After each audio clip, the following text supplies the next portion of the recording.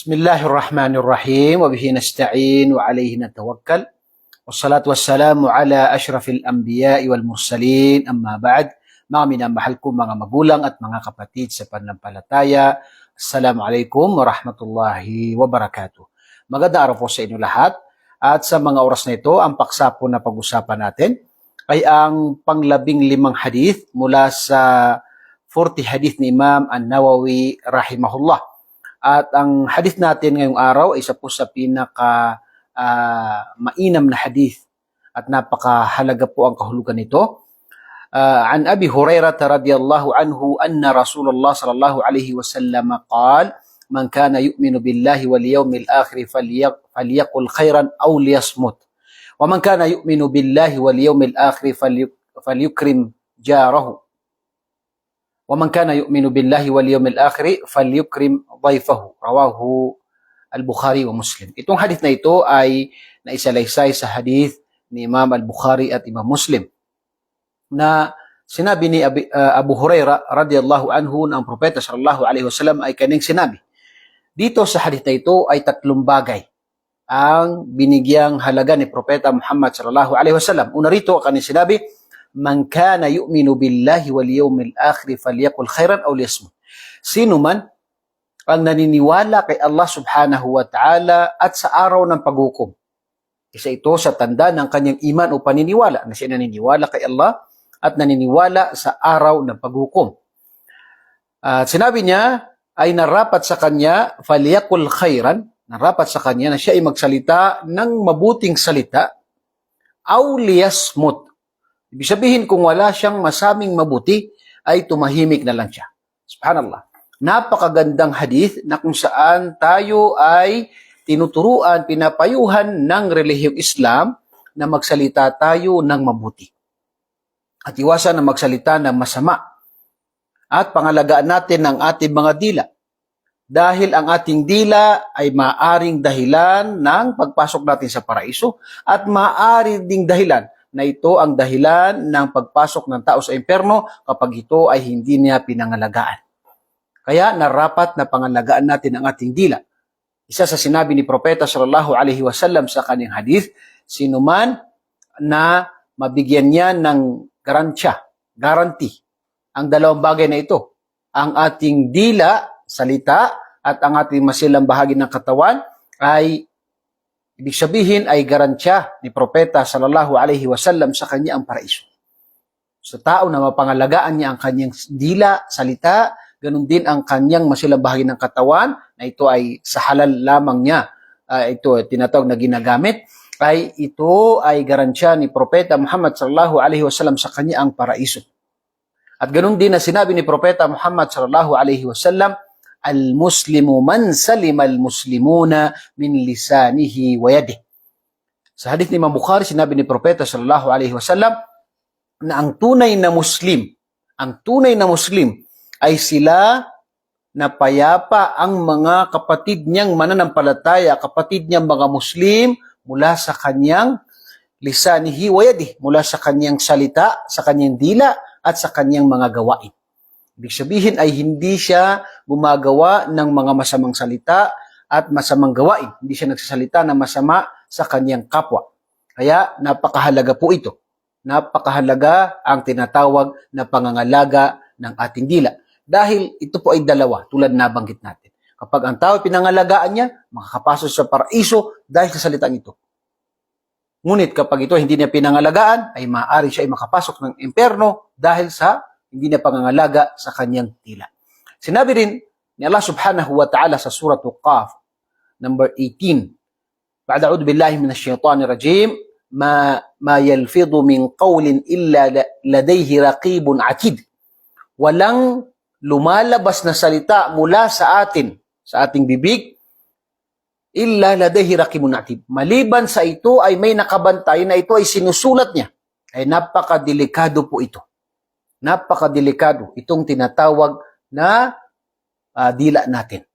Yung dila natin ay narapat po na gamitin natin sa tama yung mga salita natin na maging dahilan ng pagpasok natin sa paraiso ni Allah subhanahu wa ta'ala. Yung subhanallah, alhamdulillah, la ilaha illallah, Allahu akbar, pag-dhikr, yan ay tinatawag na kung saan yan ay sadaka, mabuting salita ay sadaka, yung pagpapayo sa kapwa ay sadaka. So alhamdulillah. Pero ganun din, yung tinatawag na paninirampuri ay isang kasalanan, yung tinatawag na panlilibak, at saka yung pagsisinungaling, yan ay mga gawain na salita na ito ay tinatawag na malaking kasalanan. Katulad ng nabanggit sa hadith na la yadkhulul jannata namam. Hindi makakapasok sa paraiso ang namam. Ang namam ay yung tinatawag na nagpapalaganap ng mga mali o mga salita para pag-awayin niya ang mga tao. So yan ay tinatawag na malaking kasalanan sa relihiyong Islam. Yung mga marites at iba pang mga salita na kung saan ito ay hindi kaaya-aya na gawain.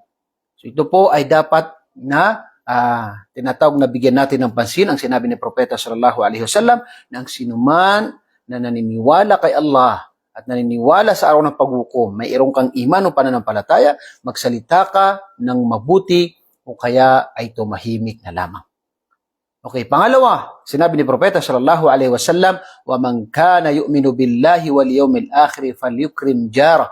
Sinuman ang naniniwala kay Allah, ganun din sa araw ng paghukom, ay falyukrim jarah, ay parangalan niya ang kanyang kapitbahay.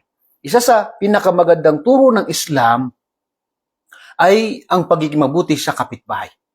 Kung saan ay binigyang diin ito sa mga hadith ni Propeta sallallahu alaihi wasallam kung gaano kahalaga ang maging mabuti sa tinatawag na kapitbahay. At narapat na sila ay parangalan itong mga kapitbahay. Sinabi ni Propeta sallallahu alaihi wasallam sa kanyang hadith, la yu'minu wallahi man la ya'manu jaruhu bawa'iqo. Sa hadith na muttafaq alayhi, hadith ni Imam Bukhari at Imam Muslim, na kung saan sinabi ni Propeta sallallahu alaihi wasallam, tunay na hindi mananampalataya, hindi kompleto, hindi ganap ang kaniyang pananampalataya, wallahi, siya sumumpa ng 3 beses, man la ya'manu jaruhu bawa'iqo, ang hindi niya tinatawag na hindi niya mapangalagaan ng tinatawag na o ibig sabihin ay hindi niya mailigtas mapangalagaan ang kanyang dila, ang kanyang gawain sa kanyang kapitbahay. Ibig sabihin ay siya ay gumagawa ng mga bagay na hindi kaaya-aya sa kanyang kapitbahay. Ibig sabihin dito ay sa mga tao na sila ay hindi maganda kanilang pakikitungo sa kanilang kapitbahay. So dapat ay pangalagaan natin ang ating sarili. Iwasan natin na maging masama sa ating mga kapitbahay. Dahil isa sa sinabi dito ay hindi tunay na mananampalataya ang tao na hindi niya mapangalagaan ang kanyang kapitbahay mula sa kanyang gawain na masasama. Sa isang hadith na kung saan sinabi ng isa sa mga sahaba, "Ya Rasulullah, mayroong isang babae na siya ay nag-aayuno ng mga sunna, nagkasala sa gabi sa mga sunna, gumagawa ng sadaka ng mga sunna, ngunit siya ay masama sa kanyang kapitbahay." Sinabi ni Propeta sallallahu alaihi wasallam, "Hiya finnar." Hiya finnar. Siya ay sa impyerno. Subhanallah. Subhanallah. Gumagawa siya ng tinatawag na mga sadaka, mga sunna na pag-aayuno, sunna na pagsasala sa gabi, pero dahil sa hindi siya tinatawag na, hindi siya maganda sa kanyang pakikitungo sa kanyang kapitbahay, dahil ang tanong dito, ang sinabi ay siya ay gumagawa ng mga gawain na sunna, pero siya ay masama sa kanyang kapitbahay. Ano ang kanyang kalalagyan? Sinabi ni Propeta sallallahu alaihi wasallam, "Hiya finnar," siya ay sa impyerno. Dahil ang pagiging mabuti sa kapitbahay ay wajib, obligado. Pero ang kanyang mga gawain na ito ay sunna. Sunna. Pero iniiwan niya ang tinatawag na obligasyon niya na maging mabuti sa kapitbahay. Sa isang hadith, ganun din sinabi ni Propeta sallallahu alaihi wasallam, "Laysal mu'minu alladhi yashba'u wa jaruhu ja'i'." Hindi tunay na Muslim ang isang tao na siya ay nabubusog, kumakain siya na busog kasama ang kanyang pamilya, pero alam niya na ang kanyang kapitbahay ay nagugutom at walang makain. Allahu Akbar. Sa panahon natin ngayon, subhanallah, may mga tao na wala nang pakialam sa kanyang kapitbahay. Wallahi al-azim. Kung makikita natin ang hadith nito, sinasabi ito na hindi tunay na mananampalataya, hindi ganap ang kanyang iman o pananampalataya kapag alam niya ang kanyang kapitbahay ay nagugutom at walang makain at siya ay tinatawag na busog sa kanilang pagkain. Subhanallah. Sa panahon ng mga sahaba, pag nagluto ang mga sahaba, sinasabi ni Propeta sallallahu alaihi wasallam sa kanila na paramihin nyo ang sabaw para kahit kakaunti yung karni ay o kaya yung ulam niya ay ibig sabihin ay kain lamang sila, makalasa lamang sila ng tinatawag na sabaw ng pagkain na niluluto ng kapitbahay. Allahu Akbar. Ito po ay marami tayong nakikita na mas mainam sa kanila na itapon nila yung pagkain kaysa makain ng kanilang kapitbahay. Which is ito ay taliwas sa turo ni Propeta sallallahu alaihi wasallam na kung saan sabi niya hindi tunay na mananampalataya, ganap na mananampalataya isang tao na siya ay nabubusog at ang kanyang kapitbahay ay alam niya na nagugutom at walang makain. Subhanallah. Ganun din yung pangangalaga sa ating kapitbahay na iwasan natin na tayo ay makapaggawa ng masama. Pakikialam sa buhay nila na hindi naman nararapat. Yung tinatawag na yung iba itatapon ng basura sa kapitbahay.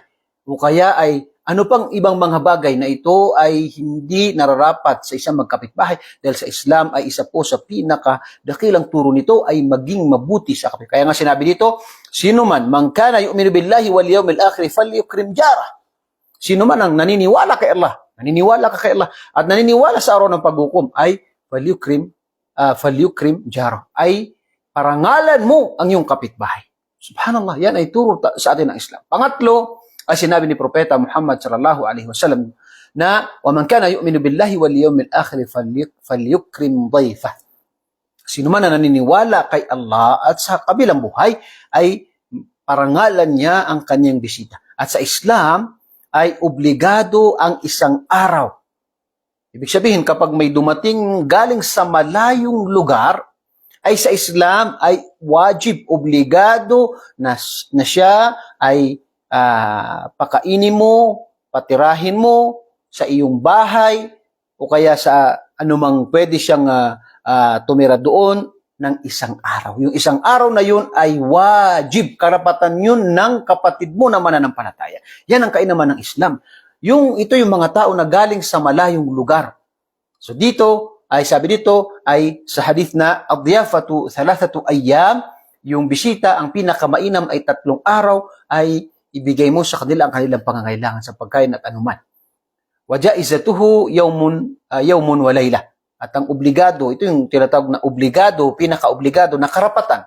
Ito ng tao na yun na bisita mo galing malayong lugar ay 1 araw. Ibig sabihin ito ay magkakasala kapag hindi mo siya tinatawag na pinarangalan. So dito makikita natin kung gaano binigyan ng pansin halaga ng Islam ang pagiging mabuti sa bisita. Ganon din kung kahit na yung mga bisita natin sa tinatawag na mismong lugar natin, ayan ay may tuturing na sadaka, may tuturing na kawang-gawa kapag tayo ay naging mabuti, naging marangal sa ating mga bisita. Pero yung galing ng malayo ay wajib po na 1 araw at ang pinakamainam po ay 3 araw na ibigay sa kanila ang kanilang pangangailangan. Yan po ang isa sa mga kagandahang turo ng relihiyong Islam. At tulad na nabanggit natin, ang hadith na ito ay 3 po ang kanyang tinatawag na binigyang halaga. Una rito ay ang pangangalaga sa ating dila. Magsalita lamang tayo ng mabuti, iwasan natin na makapagsalita ng masama. Ganun din na yung tinatawag na pagiging mabuti, parangalan natin ang ating kapitbahay at ganun din na parangalan natin ang ating bisita. Yan ay tanda na meron tayong iman o pananampalataya kay Allah subhanahu wa ta'ala kapag yan ay ginawa natin. Nawa po ay nakapulot tayo ng aral sa hadith na ito at hiling ko kay Allah subhanahu wa ta'ala na ito ay maisabuhay natin at ito rin ay maibahagi natin at ito ay gantimpalaan tayo dito ni Allah subhanahu wa ta'ala. Tanggapin ni Allah ang ating mga mabuting gawa. Ako po muli ay nagpapasalamat sa inyo at bumabati ng Assalamualaikum warahmatullahi wabarakatuh.